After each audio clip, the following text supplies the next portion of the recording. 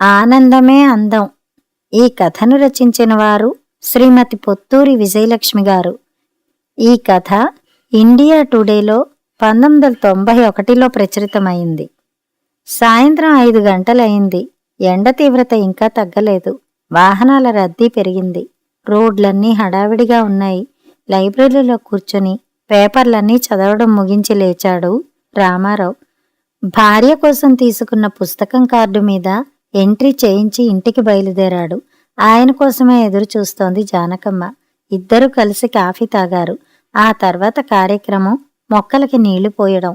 ఇద్దరూ సాయం పట్టి కబుర్లు చెప్పుకుంటూ నీళ్లు పోశారు. మల్లె మొక్క నిండా మల్లె మొగ్గలే. ఇంట్లోంచి పళ్ళెం తీసుకొచ్చి మొగ్గలు కోయసాగింది జానకమ్మ. అప్పుడే కాలేజీ నుంచి వచ్చిన పక్కింటి అమ్మాయి పలకరించేసరికి కబుర్లలో పడ్డాడు రామారావు. ఏమిటమ్మా కాలేజీ విశేషాలు అని అలవాటుగా అడిగాడు.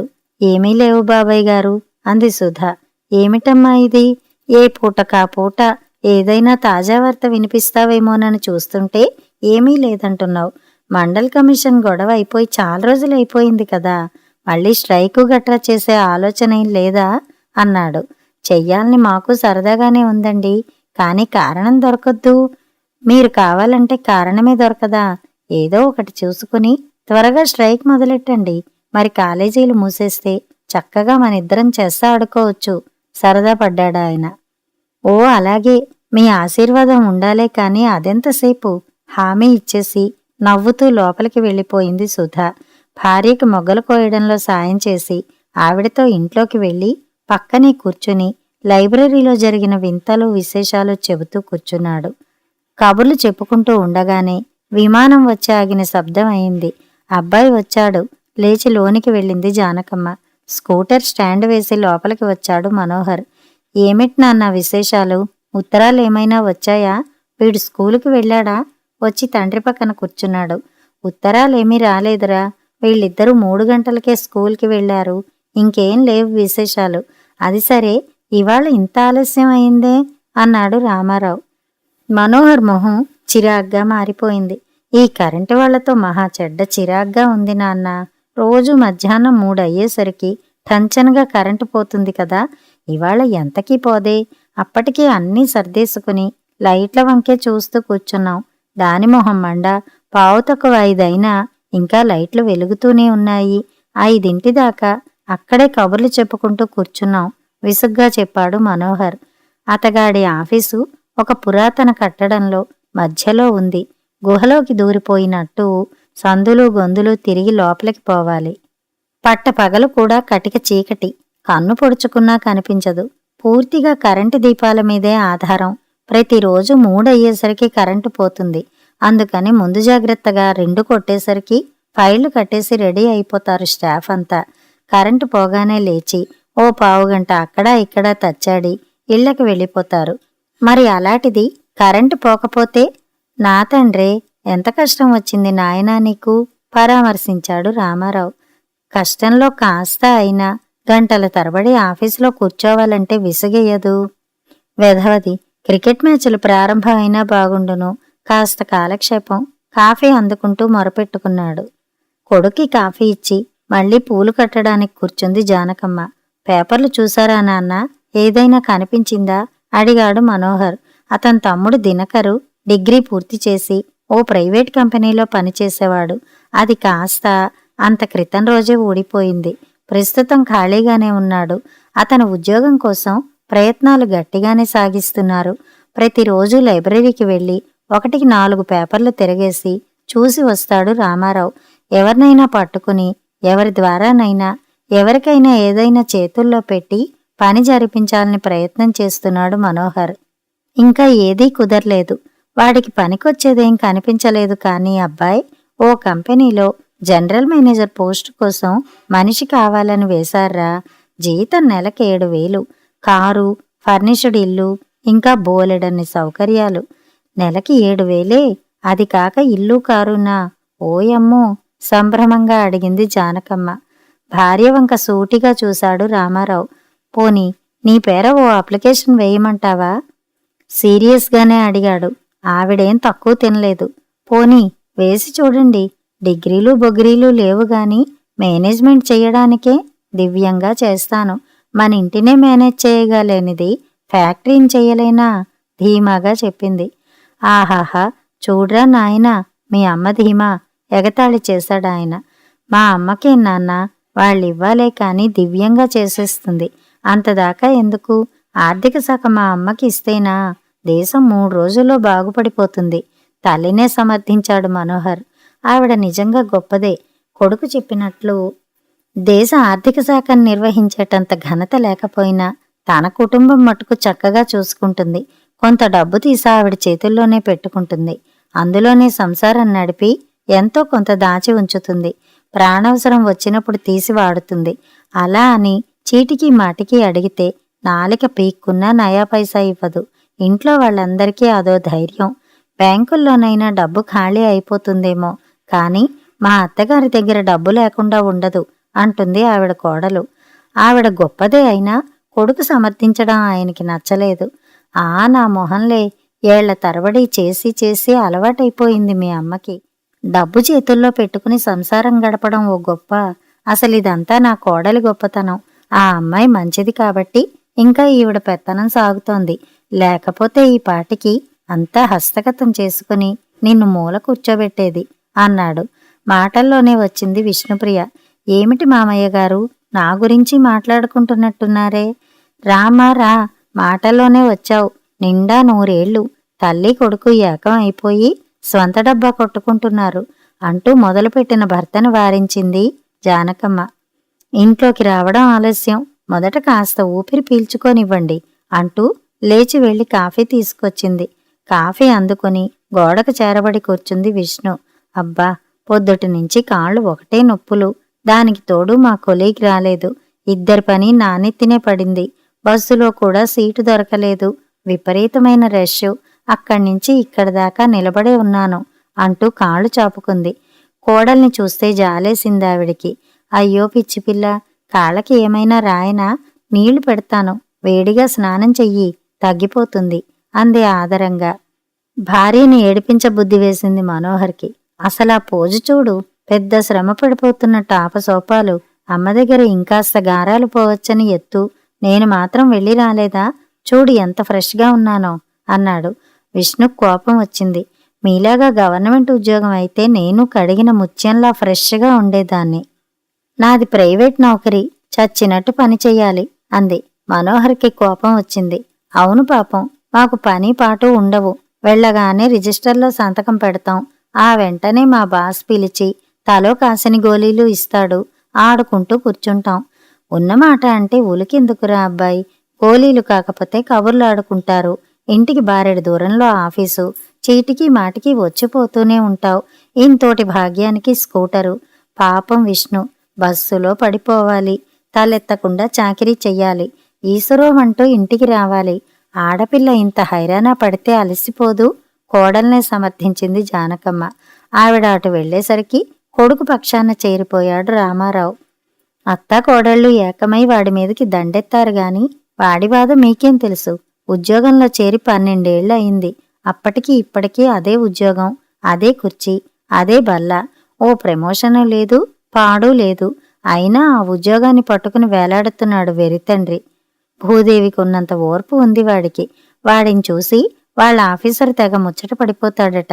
ఎంత మంచివాడవయ్యా మనోహరు, ఎంచక్కా రోజూ ఆఫీస్కొస్తావు అని ఆనందపడిపోతాడట.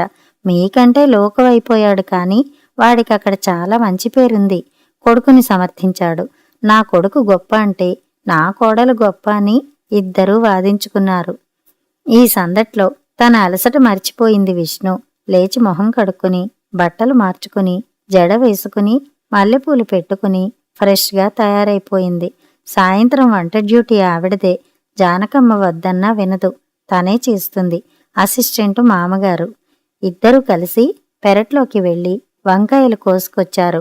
తోటకూర పప్పు వండుతాను మామయ్య గారు అంది విష్ణు. అది కూడా కోసి ఇచ్చాడాయన. వంటింట్లో చేరి కబుర్లలో పడ్డారిద్దరూ. ఇవాళ ఆవిడ దగ్గరికి వెళ్ళాను మామయ్య గారు. మనం అనుకున్న ధరలో లేవు. మరో వారం రోజుల్లో వస్తాయట అంది గుసగుసగా. పర్వాలేదులే అమ్మా, ఇంకా 4 రోజులుందిగా అన్నాడాయన గుసగుసగా. భార్యకి ఓ పట్టుచీర కొనాలని ఆయన ఆశ. కోడల దగ్గర డబ్బు దాచుకుంటున్నాడు. 5 ఏళ్లుగా ప్రయత్నిస్తున్నా కుదరడం లేదు. నానా అవస్థ పడి ఈయన డబ్బు సమకూర్చేసరికి బజార్లో ధరలు పెరిగిపోతున్నాయి. పై నెలలో ఆవిడ పుట్టినరోజు. అప్పటికి ఎలాగైనా కొనాలని గట్టి పట్టుదల పట్టాడు. కోడలు సహకరించింది. తెలిసినవాడు ఎవరో ఇన్స్టాల్మెంట్ మీద చీరలు ఇస్తున్నారంటే వెళ్ళి కనుక్కుని వచ్చింది. ప్రస్తుతం ఉన్నది ఇచ్చేసి మిగిలింది తర్వాత ఇచ్చేలా ఏర్పాటు చేసింది. చివరిదాకా ఆవిడతో చెప్పకూడదని గూడుపుటాణి చేస్తున్నారు మామ కోడళ్ళు. మామగారి సాయంతో వంట ముగించింది విష్ణు. కుక్కర్ 3వ విజిల్ వేసేసరికి పొలోమంటూ వచ్చారు దినకరు, పవను. పవన్ గాడి నోట్లో విజిల్ ఉంది. 2 చేతుల్లోనూ బెలూన్లున్నాయి. మహా ఉత్సాహంగా ఉన్నాడు. పీ పీమని విజిల్ ఊదుకుంటూ వచ్చేశాడు. వాడి వెనకాల బాబాయ్ నీరసంగా వచ్చాడు. ఏమిట్రా ఇంత ఆలస్యం అయిందే? ఏమన్నది టీచరు? ఎలా ఉందట వీడి చదువు? అందరూ చుట్టుముట్టి ప్రశ్నల వర్షం కురిపించారు. చెప్తాను, కాస్త ఆగండర్రా విసుక్కున్నాడు దినకర్. ఆ వేళ పవన్ కాన్వెంట్లో పేరెంట్ టీచర్ మీటింగు. అంతకు కొద్ది రోజుల ముందు జరిగిన పరీక్షల మార్కులు ఇచ్చి మీ పిల్లాడు ఎలా చదువుతున్నాడో చెప్తాను రమ్మని శ్రీముఖం పంపించారు స్కూలు వాళ్ళు. పవన్ గాడిని చదివించే గురుతర బాధ్యతను నిర్వర్తిస్తున్న పినతండ్రి వాడిని వెంటబెట్టుకుని వెళ్ళాడు. ఎలా ఉంది వీడి చదువు? అఘోరించినట్లుందట. ఆ టీచర్ పాపం నాతో చెప్పుకుని బాధపడింది. చదువుకోకపోతే పోనీ, సీట్లో తిన్నగా కూర్చుంటే చాలు, నా జన్మ ధన్యం. ఎంతసేపు బల్లలు ఎక్కి దూకడం, అందర్నీ పీకడం రక్కడం. ఏమైనా అంటే 7 వినిపించేలా ఏడుస్తాడు. హెడ్ మిస్ట్రెస్ పరిగెట్టుకుంటూ వచ్చి నన్ను చీవాట్లు వేస్తుంది. రాక రాక వచ్చిన ఉద్యోగం వీడి ధర్మమా అని ఎక్కడ ఊడిపోతుందో అని భయంగా ఉందండి నాకు అంటూ కళ్ళనీళ్లు పెట్టుకుంది. ఉసూరుమన్నారు శ్రోతలు. అల్లరి సరే, చదువు ఎలా ఉందట? మొన్న పరీక్షల్లో ఎలా చేశాడట? ఆశగా అడిగింది విష్ణు. అత్యద్భుతంగా చేశాడు. వీడి క్లాసులో 40 మంది ఉన్నారు. తెలుసుగా, మనవాడిది 39వ ర్యాంకు. దిగాలు పడిపోయాడు మనోహర్. చూశారా నాన్న, నా సుపుత్రుడికి 39వ ర్యాంకు వచ్చిందట. ఏం చెయ్యను నేను? ఆ 40వ ర్యాంకు వచ్చినవాడి తండ్రి దగ్గరికి వెళ్ళి మందలించిరా. ఇలా అయితే లాభం లేదయ్యా, ఇదేనా పిల్లాన్ని చదివించే పద్ధతి అని గట్టిగా అడిగి కాసిని సలహాలు చెప్పిరా. మీ సలహా బాగానే ఉంది, కాని వీడిలా చదివేడిస్తే ఎలా? అసలే బోలెడంత కాంపిటీషను. వాడి మొహం, వాడి వయసెంత? వేలెడు వెధం తీసుకెళ్ళి బళ్ళో పారేసి చదువు చదువు అని చంపకు తింటే వాడేం చేస్తాడు? అసలు వాడికేం తెలుసు చదువు అంటే ఏమిటో? ఎందుకు చదువుకోవాలో గ్రహించే వయసు వస్తే వాడే చదువుకుంటాడు, ధైర్యం చెప్పాడాయన. అసలిదంతా తనకు సంబంధించిన విషయం కాదన్నట్టు బెలూన్లు ఎగరేసుకుంటూ ఆడుకుంటున్న పవన్ని చూస్తే కోపం వచ్చింది మనోహర్కి. ఈ బెలూన్ల అట్టహాసం చూసి పరీక్షల్లో బాగా చేశాడేమో అనుకున్నా. ఇంతోటి భాగ్యానికి ఈ సెలబ్రేషన్ ఎందుకురా? తమ్ముణ్ణి మందలించాడు. సెలబ్రేషన్ కాదు, అక్కడ్నుంచి మాధవరావు గారింటికి వెడుతుంటే దారిలో కనిపించాడు బెలూన్లవాడు. వీడు మొర్రోమంటూ గోల. కొనిస్తే కానీ కదలనని బెదిరిస్తే కొనిపెట్టాను చెప్పాడు దినకర్. ఇంతకీ వెళ్ళావా మాధవరావు గారింటికి? ఏమైంది నీ ఉద్యోగం విషయం? మాట మార్చింది జానకమ్మ. వెళ్ళాను, ఆయన ఊళ్ళో లేడట. ఎప్పుడొస్తాడో ఇంట్లో వాళ్ళకే తెలీదట. ఎందుకొచ్చిన గొడవ? నాకు ఉద్యోగమూ రాదు, వీడికి చదువు రాదు. 2 గేదెలు కొనుక్కుని పాల వ్యాపారం చేసుకుని బతుకుతాం ఇద్దరం అన్నాడు దినకర్. ఓ, దానికేం భాగ్యం. అలాగే, ఇంకా 4 రోజులు పోయాక అదే చేద్దాం హామీ ఇచ్చాడు రామారావు.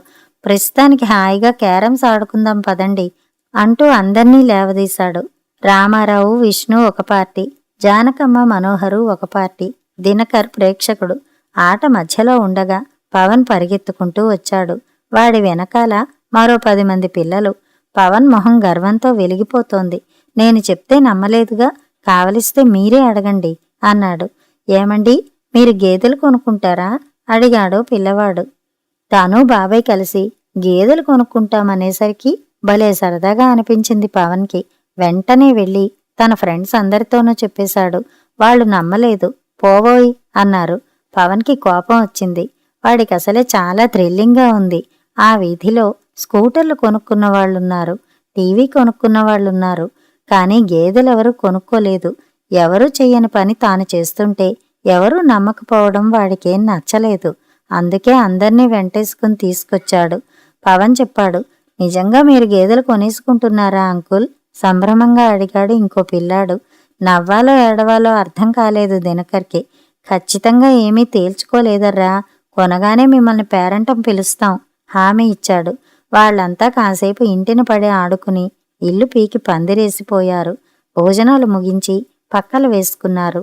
రామారావు, జానకమ్మ, దినకరు ఆరుబయటే పడుకుంటారు.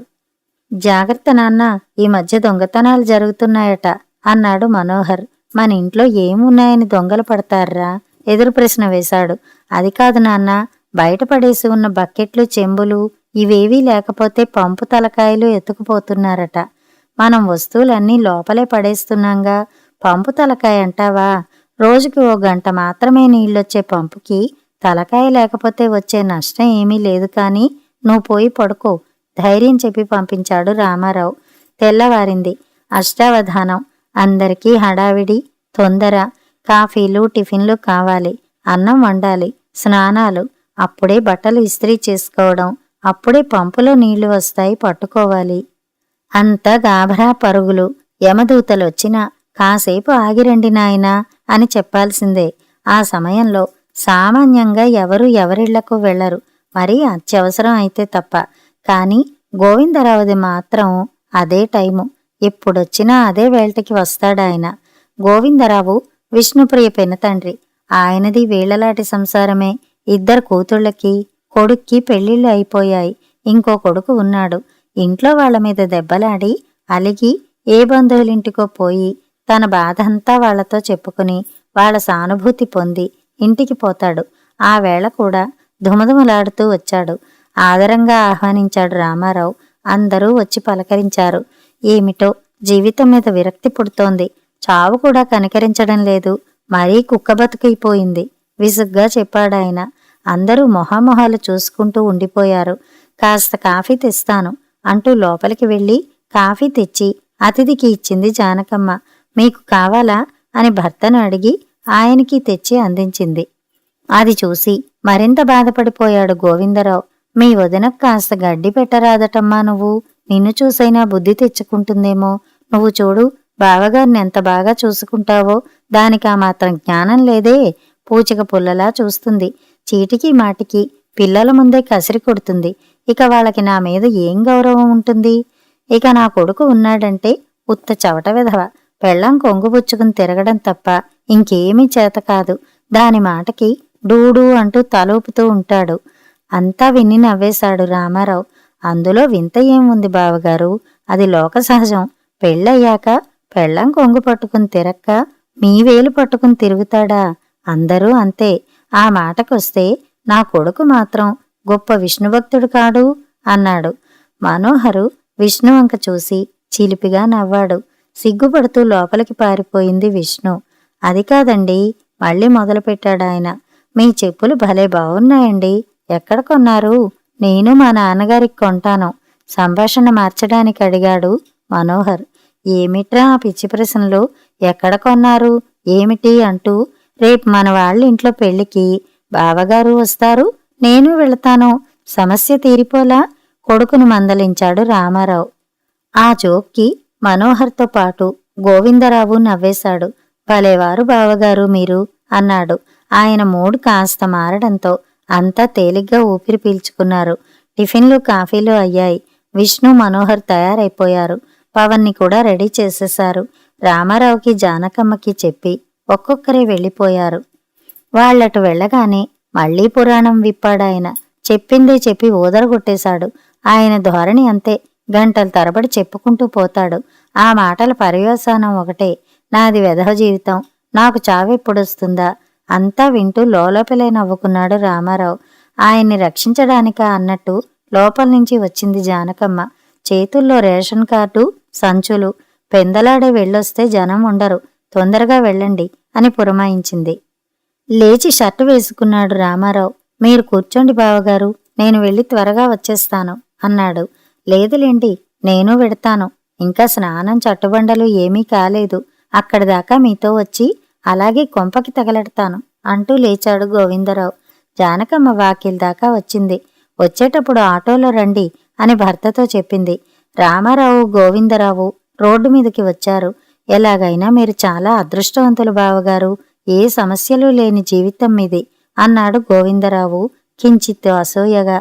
పకాలన నవ్వేశాడు రామారావు.